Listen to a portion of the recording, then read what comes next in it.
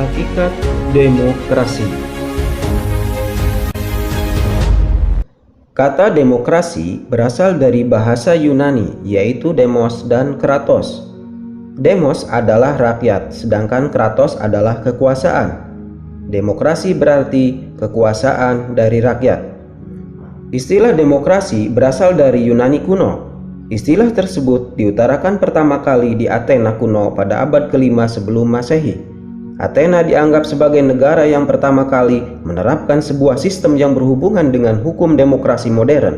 Demokrasi merupakan bentuk pemerintahan rakyat karena rakyatlah yang berkuasa sekaligus diperintah. Demokrasi telah banyak dilakukan di negara kita, misalnya ketika kita melakukan pemilihan ketua OSIS di sekolah. Tentu akan menerapkan kehidupan berdemokrasi.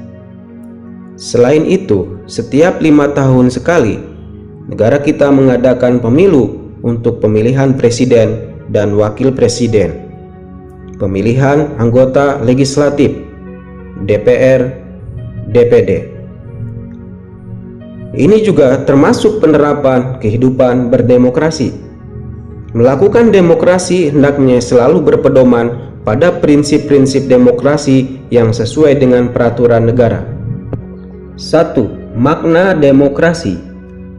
Arti demokrasi yang populer dikemukakan oleh Presiden Amerika Serikat Abraham Lincoln pada tahun 1863, yaitu pemerintahan dari rakyat, oleh rakyat, dan untuk rakyat. Konsep demokrasi menjadi sebuah kata kunci tersendiri dalam bidang ilmu politik. Hal ini karena demokrasi saat ini dianggap sebagai indikator perkembangan politik suatu negara. Adapun pemerintahan untuk negara yang menganut asas kedaulatan rakyat atau demokrasi memiliki ciri sebagai berikut. 1. Adanya lembaga perwakilan rakyat yang mencerminkan kehendak rakyat. 2. Adanya pemilihan umum yang bebas dan rahasia. 3. Adanya kekuasaan atau kedaulatan rakyat yang dilaksanakan oleh lembaga yang bertugas mengawasi pemerintah. 4. Adanya susunan kekuasaan, badan atau lembaga negara ditetapkan dalam Undang-Undang Dasar Negara. 2. Klasifikasi demokrasi. Berikut ini beberapa macam bentuk demokrasi. 1. Demokrasi berdasarkan hubungan antar kelengkapan negara. Sistem demokrasi berdasarkan hubungan antar kelengkapan negara dapat dibagi menjadi 4 kelompok, yaitu sebagai berikut. 1. Demokrasi perwakilan dengan sistem referendum, yaitu sistem demokrasi di mana semua warga negara dilibatkan dalam memilih para wakil mereka di parlemen. Namun rakyat memiliki kendali terhadap parlemen tersebut melalui sistem referendum. Sistem referendum adalah pemungutan suara yang dilakukan untuk mengetahui kehendak rakyat secara langsung dan menyeluruh. 2. Demokrasi perwakilan dengan sistem parlementer, yaitu sistem demokrasi di mana pemerintah atau badan eksekutif memiliki hubungan erat dengan badan perwakilan rakyat atau badan legislatif. Pemerintah menjalankan program yang telah disetujui oleh Badan Perwakilan Rakyat. 3. Demokrasi perwakilan dengan sistem pemisahan kekuasaan, yaitu sistem demokrasi di mana kedudukan antara badan eksekutif dan badan legislatif berada pada tempat yang terpisah. Artinya, keduanya tidak berkaitan secara langsung seperti halnya pada sistem demokrasi parlementer. 4. Demokrasi perwakilan dengan sistem referendum dan inisiatif rakyat, yaitu sistem demokrasi yang menggabungkan sistem demokrasi perwakilan dengan sistem demokrasi secara langsung. Pada sistem demokrasi ini masih terdapat badan perwakilan namun dikendalikan oleh rakyat melalui referendum di mana sifatnya obligator dan fakultatif. 2. Macam-macam demokrasi berdasarkan prinsip ideologi. Sistem demokrasi berdasarkan prinsip ideologi dapat dibagi menjadi 3 bagian, yaitu sebagai berikut. Demokrasi liberal, yaitu sistem demokrasi yang menjunjung tinggi hak individu setiap warga negara dan memberikan kebebasan setiap orang dalam menyampaikan pendapatnya. Sistem demokrasi liberal disebut juga dengan demokrasi konstitusional, di mana pemerintah wajib melindungi hak-hak individu warganya sesuai yang tercantum dalam konstitusi.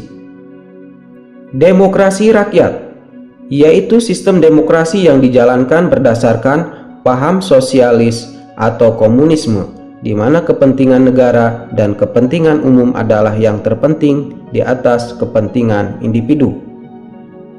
Demokrasi Pancasila yaitu sistem demokrasi yang dijalankan berdasarkan nilai-nilai yang terkandung dalam Pancasila.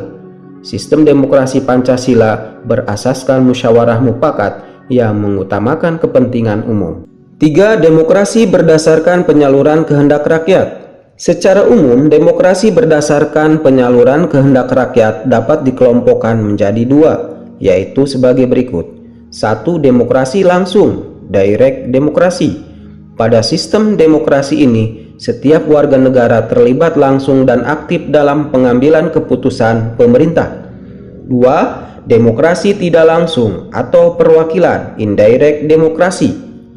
Meskipun kekuasaan tertinggi ada di tangan rakyat, pada sistem demokrasi ini kekuasaan politik warga negara dilaksanakan secara tidak langsung, yaitu melalui perwakilan. 3. Prinsip-prinsip demokrasi. Prinsip-prinsip budaya demokrasi yang dimasukkan di sini adalah prinsip-prinsip demokrasi yang telah diaplikasikan dalam kehidupan berbangsa dan bernegara, sehingga menjadi budaya demokrasi. Mashkuri Abdillah berpendapat bahwa prinsip-prinsip demokrasi terdiri atas prinsip persamaan, kebebasan, dan pluralisme. Prinsip-prinsip demokrasi yang merupakan dasar untuk menjalankan negara demokrasi antara lain sebagai berikut.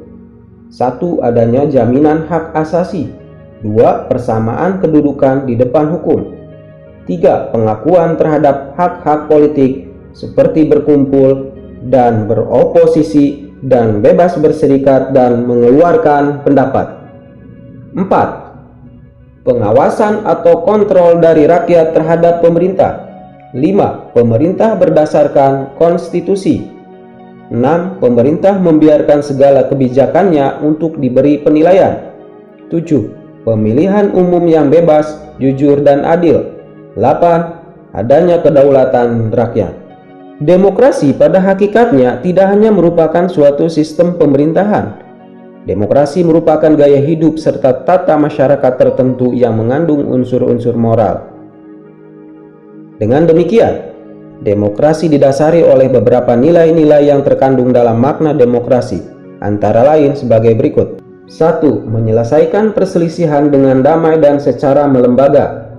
2. Menjamin terselenggaranya perubahan secara damai dalam suatu masyarakat yang sedang berubah. 3. Menyelenggarakan penggantian pemimpin secara teratur. 4. Mengakui serta menganggap wajar adanya keanekaragaman. 5. Menjamin tegaknya keadilan.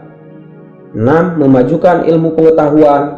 7. Pengakuan dan penghormatan terhadap kebebasan.